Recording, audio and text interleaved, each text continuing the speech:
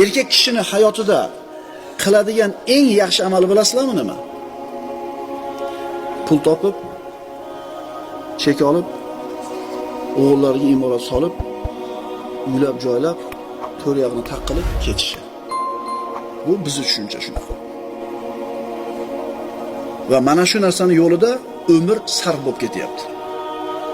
Ikkita bo'li bordi, uylab bittasini eshiqdan chiqardi. Bo'ldi, endi bemalol ibodat yo'q. Yana pul topish kerak. Sheyxlar nima bo'lib ketyapti? O'g'lim ikkita o'g'li bor. Kichigida 3 ta bor. Birodarlar, musulmon odam rizq Allohdan deb iymon keltirgan bo'ladi. Siz o'lib ketsangiz hamchi, bolangiz o'sha rizqini, chekini topib, tirishlikni qilib ketaveradi. Erkak kishini hayotida qiladigan eng yaxshi amali bu farzandlariga odob berish. Agar islom bilan tarbiya qilingan yigit, islom bilan tarbiya qilingan ayol bo'lsa, otasi ta'lim bergan bo'lsa, ayoli kasal bo'lib qolsa, bunaqa tarbiya ko'rgan yigit ayolini tashlab boshqa ayolga uylanmaydi.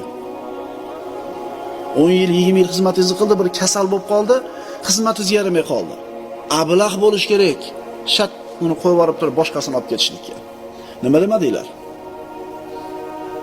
Yoki ayol 20 yil, 30 yil eri bilan yashadi, eri bemor bo'lib qoldi, kasal bo'lib qoldi yoki pul topishga yaramay qoldi, kambag'al bo'lib qoldi. Tasavvur qila olasizlarmi? Shat erini tashlab ketib qolishligini. Musulmonlarda tushunchasida bu narsa umuman aqlga sig'maydi. Chunki Allohdan qo'rqadi musulmon odam. Xulosa, er ayolining xizmatini qilish va mana shunga sabr qilish bilan Allohga yaqinlashadi. Ayol ham erining xizmatini qilish va unga sabr qilish bilan Allohga yaqinlashadi. Agar shu qoida ishlasa oilada, bu oila albatta saodatli bo'ladi. Nima uchun aytdi bu gapni? Payg'ambarimiz aytdilar: "Allimu auladakum va ahlikumul khayr va addibuhum." Farzandlaringiz va oilalaringizga yaxshilikni o'rgating va ularga odob bering.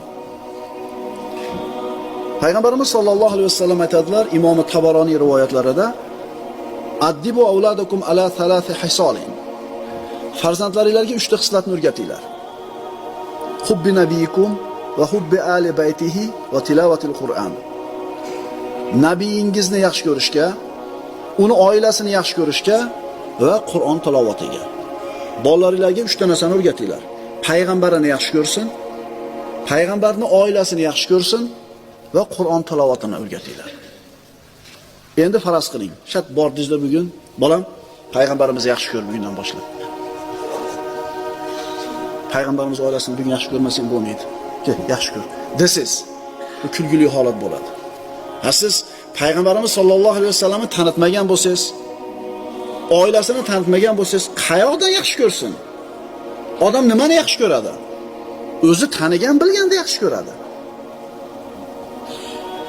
Shuning uchun bunaqa payg'ambarning oilasini yaxshi ko'r deb shab dabdurustdan buyurishni o'rniga payg'ambarimizning hayotini aytib bering.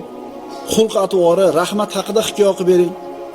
Payg'ambarimiz yosh bolalar bilan qanaqa bir holatda muomala qilganligini aytib bering. Masalan, payg'ambarimiz sollallohu alayhi vasallam bir majlisda o'tirganida o'ng tomonida Abdulloh ibn Abbos yosh bola bo'ladi.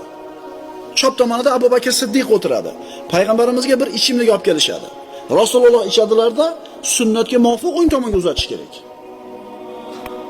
Shu kichkina bola Ibn Abbos o'tiribdi. Hali Ibn Abbosga qarab, "Ey bola, o'zi shuni haqqi o'ng tomonga berish kerak. Mana uni ichimlikni bu kishiga shayxga bersan banimi chap tomonga?" deydi.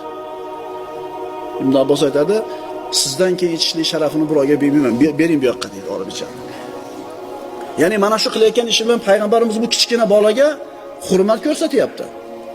Shunga o'xshagan payg'ambarimiz yosh bolalar bilan qilgan muomalalardan bir misollar aytib bering.